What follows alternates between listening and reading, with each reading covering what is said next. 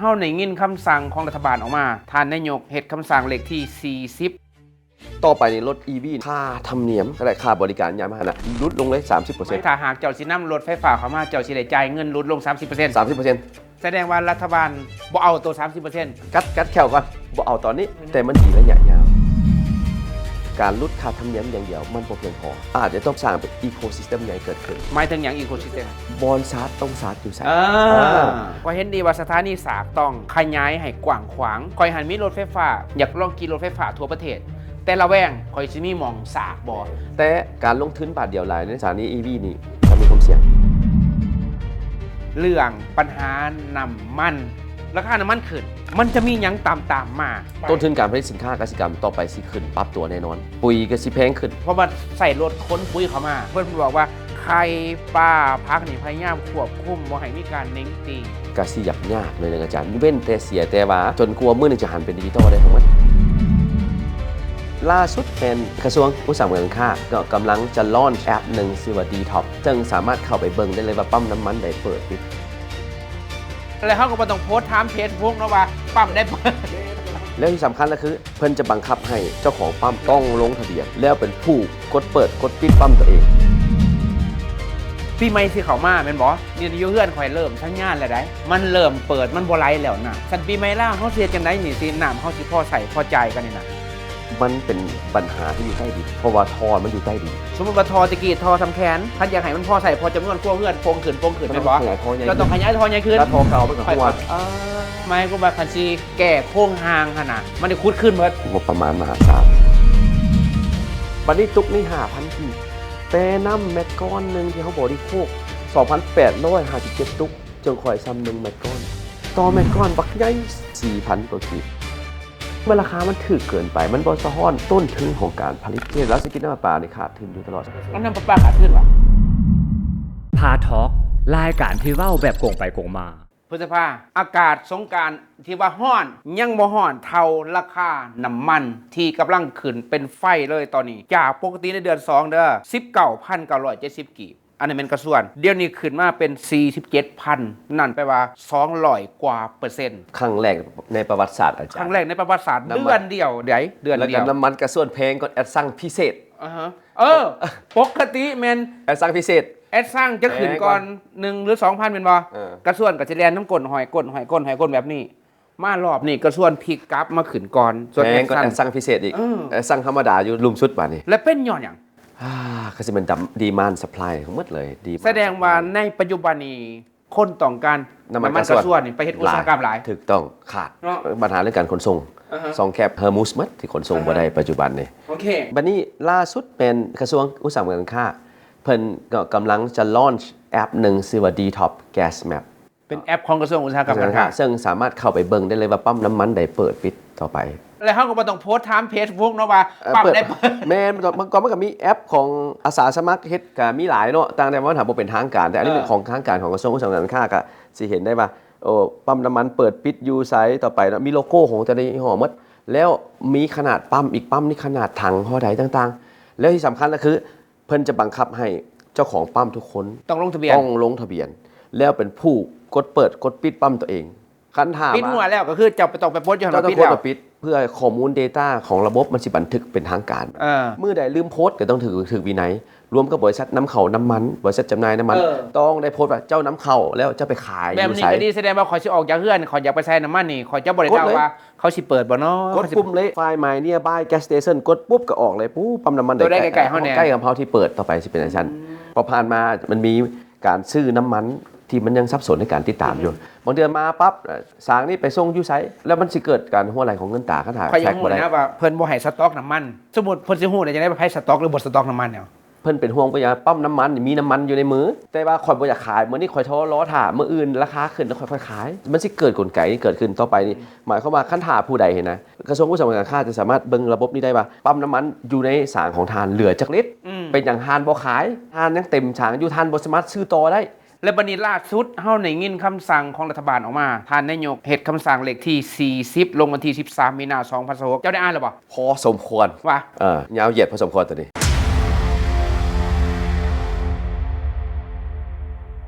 ว่าให้ฟังข่าวๆดูคำสั่งนั้นมีเพิ่นสั่งอีหยังแหน่ให้เฮ็ดอีหยังแหน่ คันถามแบ่งมันแบ่งออกเป็น6ภาคภาคที่หนึ่งเลยว่าเฮาสิประหยัดการสมใช้น้ำมันแนวใด เบอร์หนึ่ ภาง คที่ ก่อน หนึ่งภาคที่หนึ่งเลย อ่าฮะ เฮ็ดหยังในการประหยัดอย่างเช่นว่า เอาที่ภาครัฐก่อนไปเอา รัฐก็เพิ่นก็มีนโยบายว่าwork from home ได้บ่ตัวอย่างซะโรงเรียนคือกันเพิ่นคือว่าคนครัวนโยบายสิเข้า3มื้อหรือเข้า4มื้อต่ออาทิตย์บ่อีก2มื้อ study from home แต่ว่าสำหรับโรงเรียนที่มีเงื่อนไขเด้การโรงเรียนบ่มีเงื่อนไขก็อาจจะได้พักเข้าแต่4มื้อก็การเรียนการสอนประสิทธิภาพมันก็สิลดลงแน่แต่ว่าเรื่อง work from home สำหรับรัฐนี่ข้าพเจ้าว่าเป็นไปได้แทนที่สิมาตัวอย่างกันจันทร์ฮอดศุกร์เนาะบางทีจันทร์มาพัดก็ได้แต่ว่าแต่ขอละมื้อให้อยู่ฮอด6:00 นเนาะแทนที่สิอยู่4:00 นนะมื้อน่ะก็อยู่เลยฮอด6:00 น6:30 น เฮ็ดเวียกเพื่อมื้ออื่น เพื่อมื้ออื่นเลย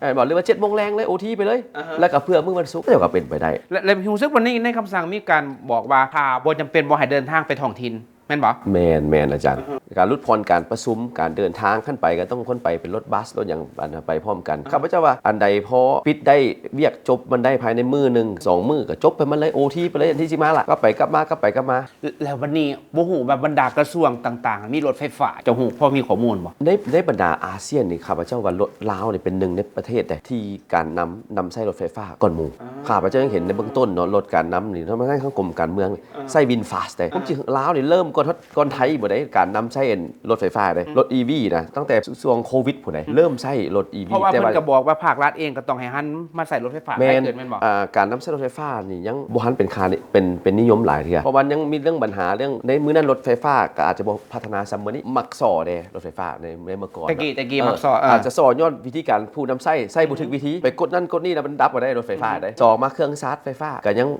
ต้องใช้เวลาโดนมื้อนี้เดี๋ยวนี้มันเป็นแบตเตอรี่ยกเปลี่ยนเลยก็ได้อยู่เมืองจีนข้าพเจ้าไปมาเวลาเปลี่ยนแบตเตอรี่มีฮอดยกแบตเตอรี่เปลี่ยนเลยบ่ต้องหาชาร์จ เฮา แบตเตอรี่ เองนี่หว่า มันมีเค ย่า รื่อง งเข้าไปหารปุ๊บ บ่ขี่ไปปุ๊บเข้าไปบอลเลยบอล ซื้อแบตเตอรี่แน่ บ่แปลว่าเอารถคล้ายๆเปลี่ยนแบตเตอรี่น่ะขี่เข้าไปแบตเตอรี่มันสิหมดเนาะบ่ต้องชาร์จขี่เข้าไปปุ๊บเอาแบตเตอรี่เปลี่ยน ก่อนแบบ เปลี่ยนก้อนเลย รีโมทนี่หว่า แม่นเปลี่ยนก้อนเลยสวอปแบตเตอรี่แล้วก็เรื่องเดี๋ยวนี้การชาร์จไฟฟ้านี่ก็บ่ฮอดชั่วโมงอะเด้เดี๋ยวนี้เมื่อก่อนเป็น2-3 ชั่วโมงเนาะกว่าสิได้เดี๋ยวนี้ คันแม่นเฮาบ่แม่นซุปเปอร์ชาร์จเลยแม่น 2-3 ชั่วโมงได้ เดี๋ยวนี้ก็ไวขึ้นเนาะแล้วก็เดี๋ยวนี้รถไฟฟ้านี่ข้าพเจ้าว่าค่าคนรถน้ำมันนี่เดี๋ยวนี้โอ้ย เพราะว่าเพิ่นบอกว่าภาครัฐเองเด้อห้ามเดินทางไปท้องถิ่นหรือหันประชุมทางไกลหลายคืนเลยเพิ่นก็ยังบอกว่าบรรดาภาครัฐเองก็ต้องหันมาใส่รถไฟฟ้าหลายที่ข่อยมีคำถามคือและรัฐเองเฮามีรถไฟฟ้าบ่บัดนี้ วันนี้รถไฟฟ้านี่สำคัญก็คืองบประมาณที่ต้องได้ใช้เนาะอาจารย์ ชื่อ เนาะงบประมาณที่ต้องได้ใช้ข้าพเจ้าว่าต่อไปก็คือแทนที่จะซื้อรถน้ำมันก็ต้องเริ่มมาหันซื้อรถไฟฟ้า หันโดยเฉพาะรถทับใส่ราชการ รถเก่าแล้วคันเพแล้วก็หรือว่าเก่าหลายก็จำเป็นก็ต้องได้ เขา ขายอ น้ำมัน อก ได้หั่นน่ะรถเก่านะ ก็ต้องขายออกไปประเทศอื่นบอกก็แล้วแอฟริกาบอกก็แล้วแต่ แล้ววันนี้ส่งเสริมให้คนมาซื้อรถไฟฟ้าแม่นบ่ ต้องจ้ะ แล้วสำหรับผู้ที่มีเงินเหลือทงแหน่มันก็สิตัดสินใจได้ไว้แม่นบ่แล้วผู้ที่ซื้อรถน่ะมันมาแต่โดนก็หาเงินเดือนซ้ำนี่มา จะเอาเงินไปใส่ไปซื้อบ่ สิเอาเงินมาแต่ใช้มาซื้อบัดนี้หรือว่ารัฐบาลควรมีนโยบายแนวใด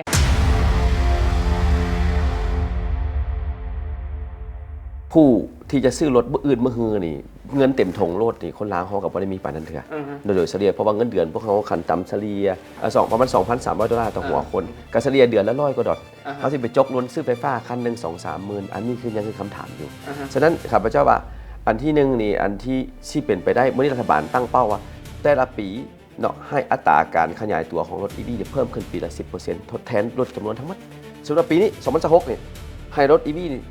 10% ของรวมทั้งหมดของจำนวนรถทั้งหมด นั่นแปลว่าอัตราการนำเข้าของรถ EV ให้หลายขึ้น เป็นต้อง และก็ส่งเสริมให้ประชาชนหันไปซื้อ รถ EV รถ EV หลายขึ้ อั น นนี้เป็นตั้งเป้าเนาะ อ่าฮะ 10%หมายความว่าภายใน10 ปีข้างหน้า พวกเขาจะต้องเป็นรถ EV เกือบ 90% แสดงว่าต้องการเก็บภาษีรถ EV ก็ต้องลดลงด้วยสัตว์ภาษีนำเข้านะ ฉะนั้นเพิ่นได้มีในคำสั่งของนายกนเลขที่40ในมาตรา3.2เพิ่นได้ว่าต่อไปนี่รถ EV นี่ค่าธรรมเนียมค่าบริการยานพาหนะข้าพเจ้าเข้าใจว่าเป็นการคล้ายๆกับค่าธรรมเนียมซื้อสิทธิ์ข้าพเจ้าว่าในระยะผ่านมาเพิ่นมีค่าธรรมเนียมซื้อสิทธิ์นี่เพื่อป้องกันการนำเข้ารถเกินการขยายตัวของ ซื้อซิทธิ์แปลว่าหยังซื้อซิทธิ์ ข้าพเจ้าว่าคล้ายๆกับอยู่สิงคโปร์เขาจะมี COE เนาะ Certificate of Entitlement หมายความว่าการครอบครองสิทธิ์เนาะหมายความค่าธรรมเนียมครอบครองสิทธิ์จ้ะครอบครองสิทธิ์ลาวคือจะเป็นค่าธรรมเนียมและค่าบริการเช่นเดียวกัน เพราะว่าเพิ่นอยากเอาตัวนี้เป็นเครื่องมือกันบ่ให้รถเข้ามาหลายเกินไป จนท้องถนนบ่มีแลนแล้วรถติดเนาะแต่เทื่อนี้เพิ่นว่าค่าธรรมเนียมตัวนี้นี่สิค่าเป็นรถไฟฟ้า เมื่อก่อนมันอาจจะมี 3-40% เดี๋ยวนี้สิดึงลงเหลือลดลงเลย 30% หมายความว่าถ้าหากเจ้าสินำรถไฟฟ้าเข้ามาเจ้าสิได้จ่ายเงินลดลง 30% 30%แสดงว่าลดตั้งแต่มื้อนี้เนาะราคารถตัวอย่างมื้อนี้ 22,000 ดอลลาร์ก็แต่ว่ามันมีค่าธรรมเนียมสมมุติ 30% อยู่ในหันก็สิลดลงประมาณ 4-5,000 ดอลลาร์ สิครับเอาว่า30%แล้ว แมนค่า แสดงว่ารวมทั้งอากรผมตัวนี้นะอากรน้ำเขาผมนี่นะ อันนี้ ค่าบริการและค่าธรรมเนียมเพิ่นบอกสิได้ บ่เกี่ยวค่าธรรมเนียมบริการน่ะคือบ่เกี่ยวกับอากรเนาะ บ่เกี่ยว แต่ว่า โอเค เพิ่นก็กำลังค้นคว้าอยู่ แต่ว่าเพิ่นจะไปเพิ่มขึ้นในลดน้ำมันบาดปีขึ้น แปลว่าคันผู้ได้สินำเขารถน้ำมัน สมมุติจะซื้อรถเลโวเนาะ อ่า คันหนึงตัวอย่าง 60,000 ดอลลาร์ อ่า ต่อไปมันสิกลายเป็น 70,000 70,000เพราะมันเพิ่มขึ้น 30% เพราะว่าบ่อยากให้ลดน้ำเขาน้ำมัน เพราะว่าเหตุผลอย่างเพิ่นอยากเพิ่มในค่าธรรมเนียมตัวนี้นี่ข้าพเจ้าคิดว่าแม่นอยู่ว่ามันแพงระยะเบื้องต้น แต่มันดีระยะยาว เพราะว่าแต่ละปีรัฐบาลต้องเสียเงินตา ปีหนึงตื้อกว่าดอลลาร์ มันเดี๋ยวจะว่าแพงในตอนต้นแต่มันยังแพง มาก็ยอมลดรายรับของรัฐบาลกัดแขวก่อนบ่เอาตอนนี้ แสดงว่ารัฐบาลบ่เอาตัว 30% อ่า คันนี้ไงหนึงเพิ่นทมขุม ต้องคุม เออ เพื่อบ่ให้เงินตาไหลออกไปซื้อน้ำมัน อืม อาจารย์เห็นภาพว่า เข้าใจแล้ว ปีนึงนี่เฮาหมดเงิน1ตื้อปลายกว่าดอลลาร์ นั่นแปลว่าถ้ารัฐบาลบ่เอาเงิน 30% นี่ในการนำเข้ารถ EV เพิ่นจะยอมถมขุมตัวนี้ และมันจะมีผลเป็นตองโซเฮ็ดให้การนำเข้าน้ำมันหันกะลดลงไปตามๆกัน ถูกต้อง ถึงบ่เห็นผลณตอนนี้มันอาจจะไปเห็นผลในตอน ค่อยๆ ถ่าย ค่อ ปี ย 2016หรือปี 2027แม่นบ่ ๆแม่น นั่นแปลว่าถ้าหากว่าปฏิบัติตัวนี้ได้ เงิน ใน ตา ในระยะยาว เงินตา เงินตาสิบ่ไหลออก สองเฮามีไฟฟ้าหลายข้าพเจ้าว่าเฮามาถึงทาง อ่าฮะ เพราะว่าเฮามีไฟฟ้าหลาย อ่าฮะ อาจารย์เนาะเป็นอย่างเขาต้องไปง้อประเทศ เขาตีซึกกันอยู่แต่เป็นออกการมิดเดิลอีสต์เฮากับกระทบ อ่าฮะ ได้ไปนบไปใบเขาเศร้าตีซึกแม่ ตีซึกแม่ เข้าเป็นหมอไฟแห่งอาเซียนตัว แมนแล้วสองมานี่เมื่อนี้90 กว่า%เฮานำเข้าน้ำมันผ่านไทย อ่าฮะ จากไทย วันนี้ก็ไทยประกาศว่าต้องสนองความขายในประเทศก่อนแล้วเฮาก็สิถึงนอกเนาะฉะนั้นคือถือว่าในอนาคตถ้าเมื่อทุกคนเริ่มหันไปในมื้อนี้ปีละ 10% โอ้ถือว่าเฮาก็สามารถกุ้มตัวเองทางด้านพลังงาน นั่นแปลว่าจากสั่งตัวนี้ ผู้ใดที่มีแผนที่จะสื่อรถนับจากนี้ไป อยากให้พิจารณารถไฟฟ้า EV แม่นบ่ แม่น รถ EV ถูกต้องอาจารย์ หลายคนอาจจะเป็นห่วงอันนี้เป็นเสียงของสภากาแฟเพิ่นบอกว่า แบตเตอรี่มันสิบอกกลุ่มโดนว่าคันมันเป็นยังมาแบตเตอรี่สิเอาไปถิ่มอยู่ไสสิไปเซลใส่ตั้งคำถามถึงน้องไหนที่ข่อยได้ยินมาน่ะ ถูกต้องอาจารย์ และข่อยไปถามเสี่ยวซ่านเขาเจะเฮ็ดบทวิจัยรถไฟฟ้าได้ณปัจจุบันนี้หมอไฟของรถ EV นี่นะแมนหับประกัน 10 ปี หรือ150,000 กิโลเมตร ก็ซ้ำปานรถ แม่น ทั่วไปเลยนี่ แล้วหมายความว่าตอนนั้นจึงค่อยเปลี่ยนได้ และบางคนก็ตั้งคำถามโอ้ยราคาแบตเตอรี่มันแพงเพิ่นว่าจังได๋ค่อยว่าราคาแบตเตอรี่มันแพงมันเทียบใส่ราคาน้ำมันต่อครั้งที่เจ้าใส่มันกลายราคาแบตเตอรี่ อันนี้บ่แม่นว่าเสียรถไฟฟ้าได้แต่ว่าในความเป็นจริงแล้วนะรถไฟฟ้าข่อยก็มีคือกันข่อยขี่ปัจจุบันนี่นะยกโป้เลยได้ มันนี่อาจารย์กลับมาเรื่องของรถ EV แต่ว่าการส่งเสริมนี่บ่การลดค่าธรรมเนียมอย่างเดียวมันบ่เพียงพอข้าพเจ้ามองว่าได้อาจจะต้องเป็นสร้างเป็นอีโคซิสเต็มใหญ่เกิดขึ้น หมายถึงอย่างอีก อีโคซิสเต็มหมายความว่าเวลามีรถ EV แล้วบอลชาร์จต้องชาร์จอยู่ไสปัจจุบันพวกเขามีสถานีปั๊มน้ำมันที่แอคทีฟอยู่เนาะประมาณเกือบข้าพเจ้าว่าทั่วประเทศเกือบ 2,000 ปั๊มซะ อันนั้นปั๊มที่เป็นน้ำมัน ปั๊มน้ำมันคันถ้าเอาสถานีชาร์จไปใส่ 2,000 ปั๊มนี่มันก็บ่ธรรมดาเลย และมันเสียให้คนเดินทางหันบ่ระแวง บ่ละแวงทุกๆปั๊มน้ำมันใดก็มีสถานีรถ EV อยู่หั่น อ่าฮะ แล้วก็มันเวลาคนไปจอดสถานี EV อันดีบ่หยังคนต้องแล้วแต่คนอยากชาร์จไว้ก็จ่ายพรีเมียมราคาซุปเปอร์ชาร์จคนอยากรอท่า 3-4 ชั่วโมงสิอยากจ่ายราคาประหยัดอุลตร้าฟาสต์ชาร์จเนาะก็ประมาณ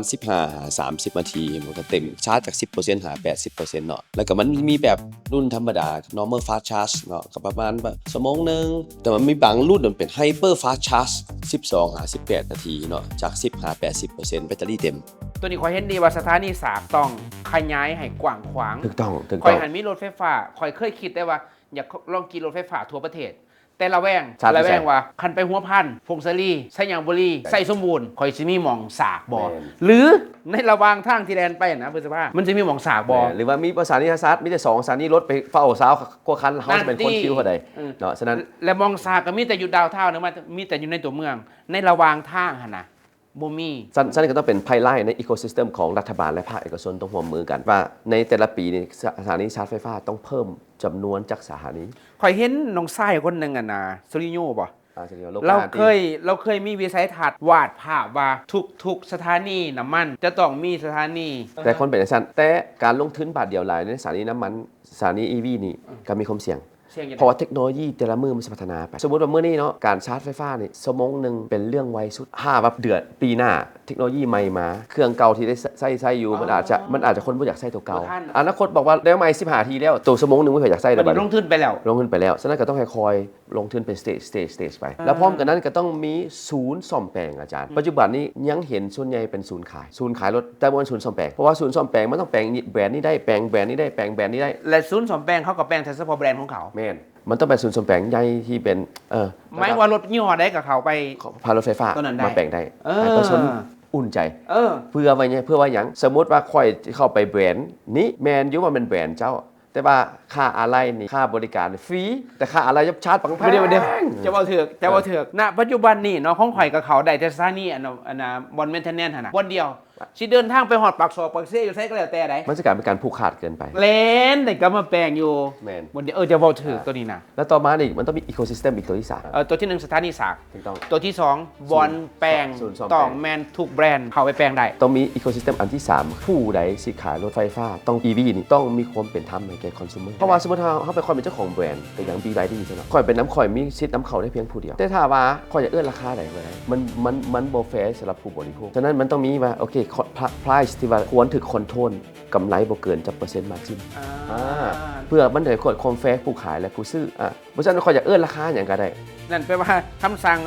ค่าธรรมเนียม 30% นี่บางทีอาจจะได้ไปพันขยายว่าต้องมาจิ้นกำไรของผู้ขายควรเท่าไหร่บ่ให้เกินเท่าใดแล้วก็2มาอีกบ่ควรให้ผู้นำเข้ารถนี่เป็นแค่นายหน้าผู้นำเข้ารถเป็นนายหน้าปัจจุบันหมายก็ว่าข่อยมีลายเส้นที่จะนำเข้าแต่ข่อยบ่ซื้อรถขายรถไผอยากมาผ่านข่อยกับพาข่อยเก็บหัวคิวมันมีเหตุการณ์นั่นว่ะมันมีเหตุการณ์นี้เกิดขึ้นฉะนั้นต้องได้ลงลึกอีกแสดงว่าบ่ได้จงขึ้นหยังเลยซื้อมาจำนวนนึงเพื่อโซที่เหลือกับให้คนอื่นมาผ่านเป็นโชว์รูมไปสำหรับแบรนด์นี่ข่อยจองซะต้องผ่านข่อยคนเดียวสิกินแต่หัวคิ้วให้ต้นทุนของรถมันจะเพิ่มขึ้นข้าพเจ้าว่าต้องได้ค้นคว้าสามารถมีการแข่งขันให้นำเข้ารถมือ2ได้อีกมันอีโคซิสเต็มอันที่4มันต้องมีการอนุญาตให้การนำเข้ารถมือ2รถมือ2อีกอย่างรถน้ำมันรถไฟฟ้าบ่เกิน1ปีเพราะว่าคนลาวเองบ่ทันมีเงินปานนั้นสิไปซื้อรถมือนึงหมดทุกคนอาจารย์เห็นภาพบ่เห็นอยู่เขาอยากเปลี่ยนรถกระทันหันมื้ออื่นไป EV แต่ว่าคนลาวเฮารายได้เฮาไปนำบ่ทันเพราะไปนำบ่ทันเฮาต้องมีออปชั่นให้กับเจ้าว่าสามารถนำเข้ารถมือ2ที่เป็น EV ได้เพราะบางเทื่ออยู่จีนเนาะคนขับรถนี่นะปีนึงบ่ฮอดปี3-4 เดือนเขาบ่มักแบรนด์นี่เขาอยากเปลี่ยนแต่เขายอมขายราคาถูกแต่รถมันก็สภาพดีมือ2เกรดดีเลยเฮาต้องมีมาตรฐานว่าเกรดดีเกรดเท่าใดที่ราคาขนาดของกรมขนส่งขับได้กวดกาได้ค่อยรับได้มาตรฐานต่ำสุดหรือว่า80%จ้ะหรือว่าพัวพันกับรัฐบาลจีนเลยว่าขอให้ทั้งรัฐบาลจีนนะว่าจะเป็น B2B น้ำกัน B2B แต่ว่ารัฐอาจจะสร้างกลไกขึ้นมาคุณภาพรถต้องอยู่ในเกณฑ์ 80% ของมาตรฐาน condition ของมันเพราะในการสามารถนำเข้าได้ละเพราะว่ามันบ่สามารถให้เมื่อทุกคนซื้อรถมือนึงได้แปลว่าตลาดส่วนกลางลงมาน่ะก็สิสามารถเข้าถึงรถไฟฟ้าได้ก็เห็นดีนะตัวนี้แต่มือ2เนาะมือ2ค่าธรรมเนียมอาจจะแพงกว่าค่าธรรมเนียมมือนึงเพราะว่าสุดท้ายเฮายังก็จะกระตุ้นมือนึงหลายกว่ามือ2เพราะว่ามือ2ถ้าว่าเฮาบ่มีกลไกกวดมาตรฐานรถดีเฮาสิเป็นบอลทิ่มขี้เหงื่อของประเทศอื่นนั่นที่ข้อยกำลังคิดฉะนั้นต้องมีแนวกระตุ้นนิดนึงมันสิบ่ราคาเท่ากับรถมือนึงว่าคันไปเพิ่มภาษีมือ2ข่อยในมุมของข่อยได้ B2B ได้ Business to Business ได้แต่ต้องมีหมอนึงเป็นคนกลางไปกวด verify ให้ว่าอันนี้แม่นรถไฟฟ้ามือ2เกรด A อนุญาตให้พวกเจ้าคำว่าซับนึงเกรด A ซะมือ2เกรด A อนุญาตให้เข้าได้แต่ว่าต้องบ่แม่นหมอ2คนนี่เดียวกันเอาคันสมมุติข่อยกับเจ้าเดียวกันคนเป็น third party หรือว่าเป็นต้องเป็น third party ต้องเป็นบุคคลที่3คนที่รัฐแต่งตั้งมาเพื่อ verify ว่าแมนบ่แมนถูกอันนี้เขาเห็นดีโอ้ไอเดียดีตัวนี้วันนี้ ecosystem อันที่5อันที่5ต้องเป็นสถาบันการเงินต้องเข้ามาช่วยในการปล่อยเงินบัตรดอกเบี้ยอาจจะอันที่1มันศูนย์ชาร์จไฟฟ้าก่อนและในยาผ่านมาสถาบันการเงินมันจะมีดอกเบี้ยต่ำสำหรับกสิกรรมบ่ผลิตสินค้าภายในแม่นบ่เงินที่จะไปซับซิได้บ่แม่นเพียงแต่ไปช่วยในเรื่องการสร้างสถานี EV charger แล้วก็อาจจะไปช่วยในเรื่องของศูนย์ซ่อมแปลงรถตัวอย่างบริการเปลี่ยนถ่ายแบตเตอรี่ทำให้เกิด ecosystem เกิดขึ้นมาแล้วก็ต่อมาก็ไปช่วยในเรื่องของเงินกู้ในเรื่องของการใช้พลังงานทดแทนเพื่อทดแทนการนำเข้าน้ำมันในรูปแบบอื่นข้าพเจ้าว่าอันนี้มันล้วนแล้วแต่มาตรการในการช่วยกระตุ้นในการลดผ่อนน้ำมันทั้งหมดเงินกู้อาจจะช่วยในการสร้างโรงงานประกอบรถจักรเกิดขึ้นนอกจากรถใหญ่เขาอาจจะผลิตได้ยากแต่ว่ารถจักรพวกเขาอาจจะเฮ็ดได้เองอยู่ในส่งปัวลาวอันนี้ก็เป็นไปได้โรงเรียนช่วยด้านเงินกู้เพื่อสร้างบุคลากรด้านโรงเรียนสร้างวิชาชีพในการแปลงรถ EV ติดตั้งแผงโซล่าในการเป็นสร้างไฟ เพื่อติดตั้งรถแม้กระทั่งในครัวเรือนอันนี้ก็เป็นอีโคซิสเต็มนึงที่สามารถเฮ็ดได้นโยบายกระตุ้นเงินกู้ดอกเบี้ยต่ำของรัฐพอเขาจะให้เกิดตัวนี้ก่อนไม่ไหวเพื่อกระตุ้นตัวอื่นเด้ ดอกเบี้ยถ้าเราซื้อรถ EV ก็ยังได้ตัว ได้ ดอกเบี้ยต่ำ ดอกเบี้ยต่ำแต่ว่าข้าพเจ้าบ่อยากกระตุ้นเพื่อซื้อรถปานใด อ๋อให้มันลงทุนนะหาอยู่หากินดีกว่าว่ะ แมนบ่ควรแต่ว่าสานิสัยซาร์โรงงานประกอบรถโอเคได้โรงงานประกอบรถ EV ที่เป็นรถจักร สิ่ง หรือ ที่ รถ เจ้า ใหญ่ จะบอกไหมเพราะว่าคันแมนเอกชนคนใดคนหนึ่งอยากเฮ็ดตู้สากเองเพื่อบริการเก็บเงิน แม่น อ๋อ มีซับซิได้ด้านนี้เพราะจะกระตุ้นด้านนี้ แล้ววันนี้เขาจะเก็บเงินได้บ่มันก็มีอินคัมเข้ามาคืน แมนถูกต้องแล้วต่อไปอีกถ้าหาเบิ่งในโครงสร้างของการสะสมใช้น้ำมันเนาะ50%หรือ 60%นี่60%เนาะที่ใช้น้ำมันนี่นะแม่นอยู่ในโครงการมัน อี อก ยู่ตาม 40%เป็นรายบุคคล เป็นตามปั๊มต่างๆ ถ้าว่ารัฐบาลว่าโอเคอนาคตนี่นะการขนแห่ธาตุรถขนส่งแห่ธาตุแห่เหล็กแห่โปแตัสแห่อีหยังต่างๆแห่โปแตัสก็อยู่ขมวนก็เล่นซื้อบ่ได้ขึ้นภูขึ้นผาเนี่ยหมดนะเป็นรถ EV หมดโครงการเคลื่อนไฟฟ้ารถ EV หมดเฮาประหยัดน้ำมันก้าวกระโดดทันทีเลย พอยกำลังคิดเดี๋ยวนี้หันแมนสถานีสาก EV หันมีแต่บริษัทเป็นแบรนด์เนาะเป็นแบรนด์ปัจจุบันนี้แต่บ่ทันมีบุคคลใดบุคคลหนึ่งอยากตั้งอยู่เฮือนตัวเองหรือว่าข่อยมีแคมป์ทางบ่ทันมีเนาะ เปล่าเขาเป็นวิสาหกิจเลยลงทะเบียนเลยเจ้ากับมีชัดอยู่บ้านเจ้า แสดงว่าระบบนิเวศนี่มันต้องได้นั่งร่วมกันดีๆได้มันจังค่อยเกิดแม่นจะบ่ แต่ว่าสามารถเป็นไปได้ไวเลยเพราะว่าคันถามว่าเปลี่ยนจากรถบรรทุกขนส่งเนาะมื้อนี้เฮามีรถบรรทุกขนส่งตัวอย่างซะทั่วประเทศประมาณ 20,000 คันแล้วไอ้พวกนี้กินน้ำมันนี่เกือบ60% ของจำนวนน้ำมันทั้งหมดเลยค่อยๆหันเปลี่ยนจากโครงการบ่แฮก่อนโครงการเคลื่อนไฟฟ้าก่อนโครงการยุทธศาสตร์เกษตรกรรมก่อนต้องได้ไปใช้รถ EV เนาะแม้นหลายคนจะบอกว่ารถบรรทุก EV ตอนนี้แพงแต่ว่าเฮาต้องมีแนวกระตุ้นอาจารย์เขาบอกเฮาหนึ่งเสียเงินค่าน้ำมันปีนึงหลาย 1 ล้านดอลลาร์ ตัวเลขที่แท้จริงเนาะเขานำเข้าน้ำมันน่ะปี 2025 2,026ล้าน975,534 ลิตรคันถ้าเป็นเงินเนาะตกเป็นตื้อ$6 ตื้อ เมน$1,600 ล้านต่อปี เพื่อไปซื้อน้ำมันมีหลายประเภทได้มันมีน้ำมันแอดซังพิเศษแอดซังธรรมดากาส่วนน้ำมันก๊าซน้ำมันเฮือบินเจ็ตA1น้ำมันเต๋าโอ้รวมกันทั้งหมดแต่ละหันน้ำมันกาส่วนเฉพาะปี 2025 นี่กวมทั้งหมด1,666 ล้านลิตรน้ำมันกาส่วนถือว่ากวมเอาประมาณเกือบ 75% ของน้ำมันทั้งหมดเห็นบ่อาจารย์ 75% ของน้ำมันทั้งหมดที่เฮานำแมนกาส่วน 1,600 กว่าล้านลิตรแต่น้ำมันราคาน้ำมันแพงสุดปีนขึ้นอาจารย์เห็นภาพเนาะเมื่อก่อนมันถึกสุดน้ำมันกาส่วนต่อมาแอดซังธรรมดาเดี๋ยวนี้ปีนขึ้นกาส่วนแพงขึ้นอย่าลืมว่าปีกายเนี่ยเฮานำเข้า 1,666 ล้านลิตร อัตราการนำใส่บุรุษอยู่แล้ว แสดงว่ามูลค่าเงินต้องจ่ายเพิ่มขึ้นเพราะว่ามูลค่าน้ำมันตอนนี้ราคามันขึ้น230เท่าแสดงว่าเงินต่างที่เขาเสียพันตื้อ6มันสิกลายเป็นอย่างที่อาจารย์รู้ป่ะ 4 คูณ ตื้อ 230% ก็หา6ตื้อ ประมาณ3ตื้อ6หรือ3ตื้อ$7 จากที่ตื้อ6เป็น3ตื้อ7 แมนที่เขาต้องจ่ายแต่ละปีเมื่อนี้พวกเขาบ่สามารถหยุดทันทีบ่ให้น้ำเข้าลดน้ำมันแต่ข้าพเจ้าว่าการเพิ่มอากรภาษีหรือค่าเสื้อซิดเพิ่มขึ้นนี่อันนี้เป็นมาตรการหนึ่งเพื่อให้คนหันเปลี่ยนจากบ่ใส่รถน้ำมันมาใส่รถ EV เพราะก็ต้องเปลี่ยนโดยทันทีนี่บรรดาห้างโชว์รูมรถปรับบ่ทันเพราะว่าบรรดาห้างโชว์รูมรถมันต้องไปเฮ็ดเซ็นสัญญาไปเป็นดีลเลอร์ชิพแล้วมันการเปลี่ยนกระทันหันเนี่ยมันเฮ็ดให้หลายคนเปลี่ยนอาชีพเปลี่ยนเวียกงานแบบก้าวกระโดดมันเปลี่ยนบ่ทันข้าพเจ้าว่าอาจจะลิมิตที่โควต้าปีนึงน้ำเข้าได้เท่าใดเนาะพร้อมกับมันมาตรการค่าเสื้อซิดเพิ่มสูงขึ้นสำหรับรถน้ำมันแล้วค่อยๆหันเปลี่ยนไปอาจจะเฟดออกในอีก5ปีข้างหน้าแบบศูนย์เลยบ่ให้น้ำเข้ารถน้ำมันอีกต่อไปในอีก5ปีข้างหน้าแต่ว่า5ปีนี้เป็น5ปีอันสุดท้ายอยู่แต่ว่าอาจจะค้นคว้าอีกนโยบายนึงเช่นว่าสามารถเอารถน้ำมันออกไปได้เขาอาจจะมีนโยบายลดผ่อนบางอย่างเพื่อน้ำเข้ารถ EV หมายความว่าถ้าบ่มีนโยบายเข้าและออกรถไม่ได้เข้าตลอดเพราะเข้าแล้วทางถนนทางก็สิเต็มพอเต็มแล้วปุ๊บรถก็สิติดนะนั่นปัญหาที่ตามมาอากรรัฐก็สิเสียจะเห็นภาพบ่ เห็นยัง ถ้าเห็นภาพก็น่ารัฐบาลเมื่อนี้ถือว่ามาถึงทางครับใช่ป่ะตัดสินใจเมื่อนี้ยอมเจ็บเมื่อนี้ยอมลดอากรบ่นั้นอากรบ่นี้กระตุ้นบ่นั้นบ่นี้แต่ว่าระยะยาวมันสุดแสนที่จะคุ้มค่าเลยตัวนี้ แล้วบัดนี้เฮาสิกระตุ้นให้คนมานำใส่รถไฟฟ้าหลายขึ้นได้จังได๋ภายใน ครับเพราะว่าเรื่องอากรสมไส้หรืออากรมูลค่าเพิ่มมีส่วนสมมุติว่าหาแลนอากรแล้วรถทั่วไปสินค้าไปขนส่งนี่ตัวอย่างซะขนส่งมันถึงอากรมูลค่าเพิ่ม 10% ถ้ามัน EV ก็เหลือ 3% เป็นหยังหรือ 2% เป็นหยังหรืออนาคตเสียค่าทางนี่ไผมีรถน้ำมันเนาะรถบรรทุกน้ำมันหรือว่ารถพาหนะทั่วไปน้ำมันเสียค่าทางกับรถ EV สิต่างกันก็เห็นภาพตัวนี้คนส่งสินค้าคือกันเอาเครื่องไปขายคือกันสิผ่านครัวนั่นครัวนี่สิผ่านค่ารถน้ำมันจะแพงก่อนต่อไปแต่ว่าจะเปลี่ยนกระทันหันบาทเดียวบ่ได้ต้องคอยว่าโอเคนโยบายที่คอยเฟดออกจังได๋ฉะนั้นต้องคอยมีมาตรการเฟดออกซึ่งข้าพเจ้าว่าเขาบอกลักษณะแบบนี้โมเมนต์เขาส่งเสริมให้เอกชนที่นำเข้ารถ EV ได้กำไรวะ ข้าพเจ้าอยากให้ผู้นำเข้ารถ EV ต้องเป็นธรรมและแข่งขันเพราะว่ามื้อนี้มันมีหางเสียงว่าบางรถ EV นะ เทียบกับน้ำเข้ามาจากจีนมูลค่ามันโตนกันหลายโพดตัวอย่างซะสมมติว่าจีนขายตัวอย่าง20,000มาไปอย่างมาฮอดลาวขึ้นมาขายแพงโมเมนต์แค่บวกภาษีอากรเข้าไปแล้วก็อาจจะเป็นส่วนต่างของกำไรบ่ที่ว่ามาจิ้นหลายเกินไปโพดเรื่อง regulator ต้องเข้ามาเป็นกรรมการมาระเบียบค่าชาร์จไฟฟ้าเจ้าสิชาร์จเท่าใดค่าไฟฟ้าในบอลชาร์จมาตรฐานการเปลี่ยนแบตเตอรี่มูลค่าควรเป็นเท่าใดการขายรถควบคุมในราคาเท่าใดนั่นเป็นว่ากระทรวงอุตสาหกรรมการค้าต้องให้เขามามีบทบาทและอากรกำไรจะต้องชัดเจนสมมติเจ้าขายมีเจ้า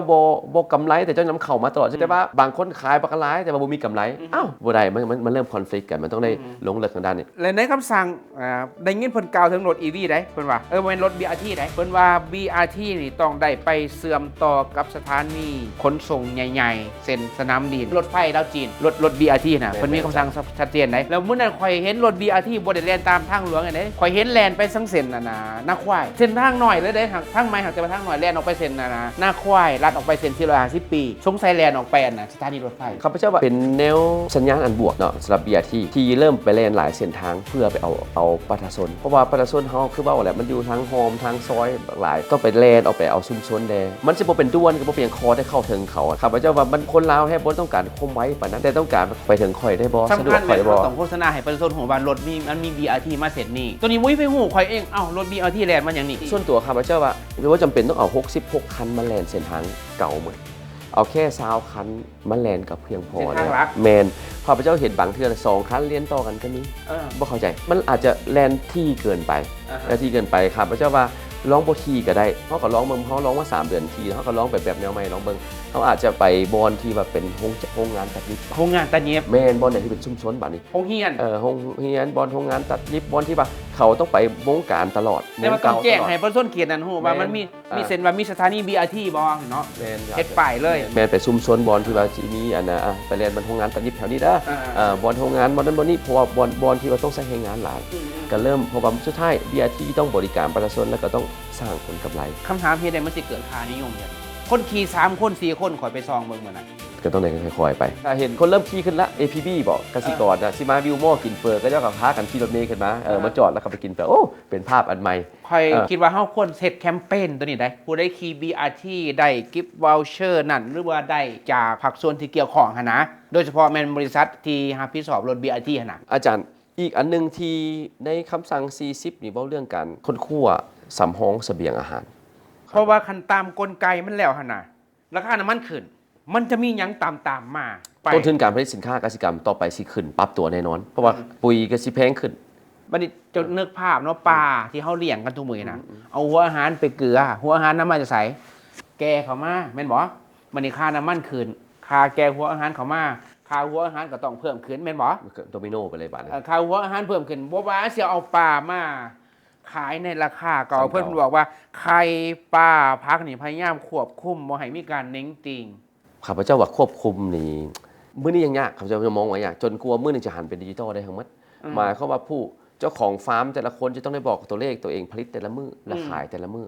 แล้วก็บอกว่ามื้อนี้ต้นทุนเจ้าขึ้นย้อนหยังเจ้าก็คีย์ใช่ป่ะโอ้ย้อนหัวอาหารขึ้น 2,000 กีบเด้อแล้วข้อมูลนี่ต้องไปแทร็กใส่โรงงานหัวอาหารเจ้าขายเพิ่น 2,000 กีบแท้บ่เพื่อบ่ให้ข้อมูล bias เพราะว่าสิ่งที่เฮ็ดได้นี่นะรัฐบาลน่ะจะให้ไปเอิ้นสมาคมพวกขายปลาขายไข่มาหั่นน่ะหมายความว่ามันก็ขึ้นตามกลไกได้แต่บ่ให้ขึ้นมั่วซั่วหรือวิธีหนึ่งอาจารย์ที่อาจจะควบคุมในเรื่องของราคาถือว่าเป็นแพลตฟอร์มนึงเลยเมื่อทุกคนเอาเฮามื้อนี้เฮาสิประกาศขายราคากันเท่าใดว่าตั้งเป็นราคากลางไว้ประมาณนี้แต่ว่าสุดท้ายก็มันก็ยากไปนึงอาจารย์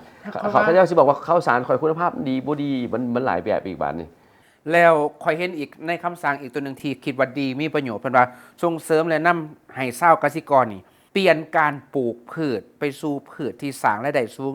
และมีความต้องการนำใส่น้ำมันเสือไฟให้น้อยลงในความเป็นจริงแล้วพวกเขามีค่านิยมในการเฮ็ดนาหลายเกินไปบ่ได้แปลว่าเฮ็ดนาบ่ดีเนาะอาจารย์เนาะแต่ว่าเวลาที่เขาเสียไปในการเฮ็ดนามูลค่าของเขามันน้อยเทียบกับเขาปลูกพืชซะตัวอย่างปลูกมะม่วงปลูกทุเรียนปลูกพืชตระกูลกินมากหมายความว่าได้ขุดเทื่อเดียวแล้วหรือพืชอุตสาหกรรมแม่นที่ว่าที่มันได้เงินหลายก่อนเฮ็ดนาเขาใช้น้ำหลายอาจารย์ใช้น้ำหลายเหลือเกินแต่ผลผลิตออกมานี่โอเค แมนว่าข่อยต้องกินข้าวเนาะข่อยต้องกินข้าวแต่ว่าอยู่เมืองฝรั่งเขาก็จะบ่ได้กินข้าวได้อาจารย์ กินแป้ง กินแป้งเลย กินแป้ง บอกฉะนั้น แสดงว่า ฉะนั้น ปูมันต้นนี่ เขาก็มีแป้งแนวอื่นว่าเขาก็ยังกินเฟอกินมีเด้อาจารย์เพราะไม่นเขาต้องกินข้าวทุกมื้อเนาะอาจารย์เนาะฉะนั้นเขาต้องพยายามเริ่มหันไปปลูกอันอื่นที่ได้เงินหลายขึ้น โอเค แต่ในนอนมันก็ต้องพัวพันกันกับว่าขั้นปลูกแล้วขายอยู่ไสฉันก็ต้องมาในเรื่องแพลตฟอร์มของ Market แพลตฟอร์มอีกบัดนี้เพื่อให้สาวเกษตรกรฮู้ว่าโอ้ช่วงนี้ราคาอย่างขึ้นจะคอยตัดสินใจปลูกแล้วต่อมาเรื่องการในคำสั่ง40อีกเพิ่นเว้าเรื่องการประหยัดอาจารย์ที่ระดมกันก็จะยากไปนึงอาจารย์คนลาวเนี่ยเฮามีงานบุญงานทานงานมวลซืนงานอย่างเป็นประเพณี 12นี่ก็กินกันบ่แห้งนะบัดนี้คือที่เขามานี่บุญ ปีใหม่ ปี ลาว ใหม่นี่นะ จักสิรุดพรกันจังใดอันนี้ก็แน่นอนมันก็มีอันบวกอันลบคันใช้จ่ายเงินหลายมันก็กระตุ้นการท่องเที่ยวคันประหยัดหลายก็แม่นอยู่ว่ามันสิซวยเงินเฟืดมันสิ GDP มันบ่ขยายตัวคือปัจจุบันนี้ท่องเที่ยวยุโรปเข้ามาลาวน้อยลงหลายเพราะว่ามันย้อนสถานการณ์คนยุโรปก็เจ้าก็ระวังจังเห็นว่านักท่องเที่ยวส่วนใหญ่เป็นจีนเข้ามาเป็นส่วนใหญ่ คันเว้าเรื่องประหยัดนี่โตที่เฮาใส่เงินระหว่างกินข้าวร่วมกันนี่นะระหว่างอาหารกับเครื่องดื่มเจ้าคิดว่าเบิดเงินนำตัวใดหลายที่สุด เครื่องดื่มเลยอาจารย์เพราะว่ากินบ่อั้น กินบ่อันนี้ก็บ่ได้ว่าให้ดอกแต่ว่าถ้าหากว่าจะประหยัดจริงเนี่ยขอยคิดว่ากินพอดีงามฮดน้ำฮดสงกันมัดคอต่อแขนอวยพรกันถ้าหากอิงตามคำสั่งตัวนี้ได้เพิ่นให้ประหยัดมัธยัสถ์เด้ ปีนี้สิบ่ได้ระดมกันบ่ต้องไปฮอด9วัดบ่ซั่นนะ ข่อยก็คิดว่าได เอาจักวัดเดียว2วัดก็พอสิเนาะอาจารย์เนาะ และอาจคำว่าเก่าวัดหันมันเป็นเหตุเป็นความเสื่อซื่อๆได อาจารย์ได้ฟังเพลงของกระทรวงอุตสาหกรรมการค้าปล่อยออกมาบ่ เพลงตัวใด ไปร่วมใจกันประหยัดน้ำมัน ยังบ่ทันได้ฟังได้ตัวนี้ได้ โอ้ลองไปเข้าเบิ่ง ฮะ ถือว่ามีทั้งเนื้อในและความหมายคล้ายคือกับคำสั่งของนายกในที40นี่แหละ โอเคปีใหม่สิเข้ามาแม่นบ่นี่อยู่เฮือนข่อยเริ่มซื้ออ่างมาเก็บน้ำเป็นหยังคือว่าจังซั่นมันเริ่มเปิดมันบ่ไหลแล้วน้ำสันปีใหม่แล้วเฮาสิเฮ็ดจังไดนี่สิน้ำเฮาสิพอใส่พอจ่ายกันนี่นะ โอ้ มันเกี่ยวของกับน้ำมันวะ ข้าพเจ้าว่าเรื่องน้ำประปาเนี่ยข้าพเจ้าซิมื้อหนึงสิกลับมา EP หนึงเฉพาะแน่นอนเขาสิไปลงไปติดต่อน้ำกรมน้ำประปาหรืออำนวยการราชกิจน้ำประปานครหลวงมาลงเลิกว่าเป็นหยังน้ำประปาคอยมือมามือบ่แล้วเฮาสิแก้ไขจังใดอันใดรัฐแก้ไขได้อันใดประชาชนร่วมแก้ไขนํกัน ใน ได้ มุมของข่อยเด้อหลายคนว่าย่ำหอนใส่หลายขึ้นข่อยก็อาบน้ำมื้อละ2เทื่อคือเก่า แล้วก็ซักเครื่องก็คือเก่าได้แต่เป็นหยังเวลามาหอนย่ำนี่ปุ๊บนี่นะน้ำบ่มา ก็ต้องเฉลี่ยอาจารย์มื้อหนึงคนเฮาใช้น้ำอยู่ประมาณ200ลิตรโดยเฉลี่ย ต่อคนอาจารย์ก็น้องสมมุติว่ามีครอบครัวหนึ่งมี5คนก็แสดงว่าต้องได้ใช้เท่าไหร่1,000 ลิตรต่อมื้อประมาณ1เม็ดก้อนแต่อาจารย์เขาบอกว่า1เม็ดก้อนอันราคาเท่าไหร่น้ำประปาในปี2020สูงสุดจะมีการปรับขึ้นที่2,914 กีบต่อเม็ดก้อนสำหรับครัวเรือนที่ใช้0.50 เม็ดก้อนเม็ดก้อนหนึงตัวอย่าง 2,914 กีบกะเมื่อเดือนมีได้29,000 กีบ 29,000 คันใช้ลายขึ้นอีกหน่อยนึงประมาณ30 เม็ดก้อนประมาณอยู่ 4,000 กีบ4,400 กีบ แสดงว่าคันเฮาใส่หลายมันก็สิได้จ่ายแพงขึ้นบ่ ละเพิ่นมองว่าคันไส้หลายนี่หมายเขาเป็นหัวหน่วยที่เริ่มเป็นหัวหน่วยธุรกิจ คนอยู่ครัวเฮือน 4-5 คนมันใช่บ่หลายเนาะอันนี้เป็นน้ำดื่ม350มิลลิลิตร 350มิลลิลิตร อาจารย์ว่าน้ำดื่มมีจักตุกจะข่อยใน1เม็ดก้อน 2,857 ตุกจึงข่อยซ้ำ1เม็ดก้อนบัดนี้ตุกนี่ 5,000 กีบมันนี่มันราคามันถูกเกินไปมันบ่สะฮ้อนต้นทุนของการผลิตเช่นรัฐกิจน้ำประปานี่ขาดทุนอยู่ตลอดฉะนั้นค่ะมื้อหน้าข้าพเจ้าจะมา EP หนึ่งมาลงลึกเฉพาะว่าประชาชนที่ซวยน้ำประปาจังไดให้น้ำประปาอยู่รอด ประชาชนชีสวยน่ะป้าจะได้ให้ป้าอยู่รอดกลับมาคิดกับด้าน น้ำประปา น้ำป้าสิให้บริการประชาชนจะได้ให้ประชาชนน่ะนะ ให้มันมีน้ำมาตล มี อด น้ำมาตลอด ถูกต้องอาจารย์ มันต้องไปพร้อมกัน เป็นใครกับใคร ไหน มาคันปรั๊บราคาขึ้นน้ำประ ข่อย ปา โอเคคันปรับราคาขึ้นแต่ว่าให้ข่อยมีน้ำใส่ แม่นเห็นมวยน้ำขาดมวยน้ำมือมามือบอให้น้ำมันแห้ง เออ สิเฮ็ดจังไดกับน้ำต้องสะอาด อ่าฮะ เพราะท่อเฮาปัจจุบันนี้นี่ถือว่าบางท่อมาสมัยโซเวียตพุ่นมันเข้าเมี่ยง แล้วจะฮู้บ่ผู้ได้ที่สร้างตึกฮอดชั้น4ชั้น5น่ะทึ่นต้นนึงที่เกิดขึ้นในตึกแต่ละตึกเด้อคือเจ้าต้องได้ซื้อโอ่งเฉพาะโอ่งใหญ่อีกไดเป็น1,000 ลิตรกองอันสั่น2สั่น3สั่น4เพราะว่าคันบ่สั่นน่ะน้ำบ่ขึ้นฮอดชั้น4ชั้น5เข้าห้องน้ำบ่ได้อันนี้ข่อยไปเห็นมาแล้วตึกใหญ่แห่งหนึ่งโอ่งน่ะมันน่าเท่าน่ะ5โอ่ง บ่พอหรอกอาจารย์มื้อหน้าสิมาลงเลิกกันในเรื่องสาเหตุอีหยังเฮ็ดให้น้ำขาดอยู่ในนครหลวงเวียงจันทน์อันใดได้ที่เป็นปัญหาโดยเฉพาะมันยามหน้าแล้งยิ่งที่เกิดปัญหา ซึ่งมันเกิดทุกปี เพราะว่าส่วนใหญ่เนี่ยมันเป็นปัญหาที่อยู่ใต้ดินนะอาจารย์นะโคมมันยากเพราะว่าท่อมันอยู่ใต้ดินท่อบางบอนกับหัวบางบอนกับหลายปี ไม่พวกบาคาซีแก่โค้งหางขนาด มันได้คุดขึ้นเบิด งบประมาณมหาศาลต้องได้สำรว ส จ มมติว่าทอตะกี้ทอซ้ำแขน แมน คันอยากให้มันพอใส่พอจำนวนครัวเฮือนโปงขึ้น มันต้องขยายท่อใหญ่ เรา ขึ้ ต้อน งขยายทอใหญ่ขึ้น แล้วท่อเก่ามันกับหัว อ่า วันนี้ต้องได้มาสำรวจคืนเมื่อเพราะว่า แสดงว่าโมเมนต์หนักบ่พอใส่แต่ว่าทอทรงมันหน่อย ทั้งสองปัญหาแมนมันห้องงานก็ต้องได้ขยายเพิ่ม ท่อก็ต้องได้เปลี่ยนปรับปรุงบ่ให้น้ำสูญเสียมันเกิดขึ้นน้ำสูญเสียคือมันแตกมันหัวมันน้ำสูญเสียฉะนั้นมันเป็นวิกฤตอันใหญ่เนาะน้ำมันบ่มีบ่เป็นหยังแต่น้ำบ่มีนี่เรื่องใหญ่เฮาอยู่นครหลวงเวียงจันทน์เป็นเมืองหลวง เมืองหลวงเมืองอุตสาหกรร เมื ม องอุตสาหกรรมเฮาขาดน้ำบ่ได้ โรงแรมธุรกิจ ฉะนั้นข้าพเจ้าว่าต้องได้เอาจริงเอาจัง ไป มื้อหนึง EP เฮาจะลง EP นี้เฉพาะเบิ่งเลิกว่าเฮาสิพาตัดว่ากลไกปัญหาของน้ำประปาที่ทุกคนมีส่วนร่วมจังได โอเค ในโอกาสปีใหม่ลาวนี้กับรายการพาทอกกับขอไว้พรให้ประทานจงมีแต่สุขอนามัยเข้มแข็ง มีแต่ความสุขความสมหวัง ปีใหม่ลาวปีนี้อาจจะเฉลิมฉลองรูปแบบใหม่อันใดรัศมี1กิโล2กิโลย่างไปวัดกะพากันระดมกันย่างไปต่างออกกำลังกายเนาะประหยัดการใช้น้ำมันประหยัดการใช้รถแล้วเฮาก็ได้พ่อคู่พ่อคนละบางทางเนาะอาจารย์เนาะเปลี่ยนบรรยากาศใหม่บ่แม่นว่าร้อยไปก็ขี่รถไปเนาะถือว่าขอให้ทุกคนมีสติในการลิ้นปีใหม่ลาวในช่วงที่ฮ้อนอบอ้าวทั้งตะวันออกกลางและห้อมอบอ้าวอยู่ในบ้านเขาโชคดีปีใหม่เมื่อทุกคนบ๊ายบายโชคดี พาทอล์กรายการที่เว้าแบบโกงไปโกงมา